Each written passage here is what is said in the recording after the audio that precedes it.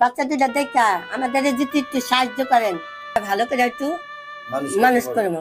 প্রিয় দর্শক, আসসালামু আলাইকুম। দেশ এবং প্রবাস থেকে আজকের ভিডিওটা যারা দেখতেছেন, এই যে দুইটা মাসুম দুধের বাচ্চাকে দেখতেছেন, তাদের বাবার ভালোবাসা থেকে তারা বঞ্চিত, মার ভালোবাসা থেকে বঞ্চিত।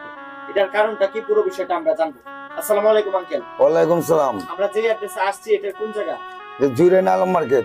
আচ্ছা, অনেকদিন ধরে তো আপনি যোগাযোগ করতেছেন আপনার এই যে জীবনের গল্পটা তুলে ধরার জন্য। জি। তো কি এমন ঘটনাটা হয়েছে বলেন তো?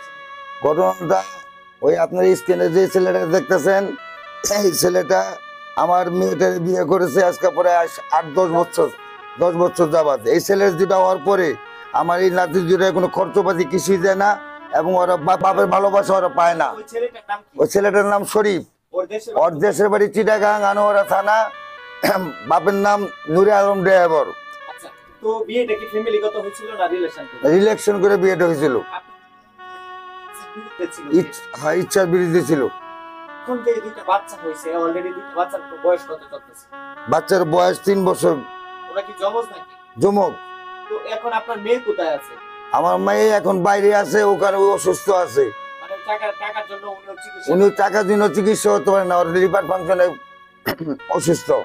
আমি এখন বহুত কষ্ট করতেছি, ভ্যান গাড়ি চালাই, খাই, ওদের মনে করেন দেখশন করতে হয়, আমার বহুত কষ্ট আছে। আপনার দর্শক মন্ডলী আপনারা যদি একটু চান ওদের দিকে। তো ওর এই দাদাও কি বাচ্চাদের খবর নিতেছে? না না, কোনো খোঁজ খবর কেউ নেই না। কিছুদিন আগে যে আমাদের পবিত্র ঈদ চলে গেল, তখন কি বাচ্চাদের কোনো খবর নাই? কোনো খবরই নেই, নেই বাচ্চাদের কোনো খবর নেই। এই বাচ্চাদের আমি লালন পালন করতেছি, আমি ভ্যান গাড়ি চালাই, খাই ভাই। আমার দেশের বাড়ি শরীয়তপুর। প্রিয় দর্শক দেখেন, এই যে মাসুম দুইটা দুধের বাচ্চা, এই বাচ্চা দুইটা না পাইতেছে বাবার ভালোবাসা, না পাইতেছে মার ভালোবাসা। এই দুইটা মানুষ কত কষ্ট করে তাদেরকে লালন পালন করতেছে। আচ্ছা, কখনো কি বাচ্চার বাবা এই ফোন দিয়া বলে নাই বাচ্চাদের সাথে কথা বলতে? কোনোদিনও না। আমার নাতি দুটা হওয়ার পরে তো নিজে ফেলাই দিছে, নাতি দুটা লইয়া যে আমাদের কাছে মেয়ে আয়া পাশে, আর নাতি দুটা আমাকে তারা টিয়া, নাতি দুটা আমরা খাইতে পারি না, পড়াইতে পারি না, দেখে মেয়েও গেছে গা বাইরে, বাইরে বলতে কি ইন্ডিয়া গেছে গা।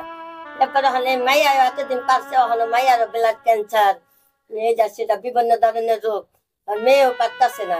এখন আমরা এই বাচ্চা দুটা লিয়া খুব বিপদে আছি।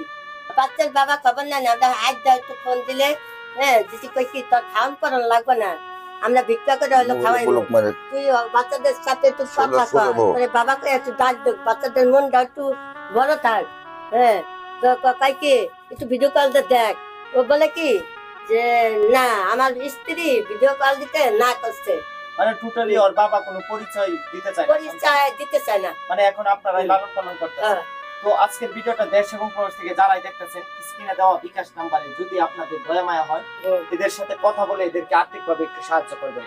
কারণ এই দুইটা বাচ্চা খুবই কষ্ট করে ওনারা লালন পালন করতেছে। আঙ্কেলও তো ড্রাইভার, এই ভ্যান চালায়া আপনাদের জীবিকা নির্বাহ করতেছে।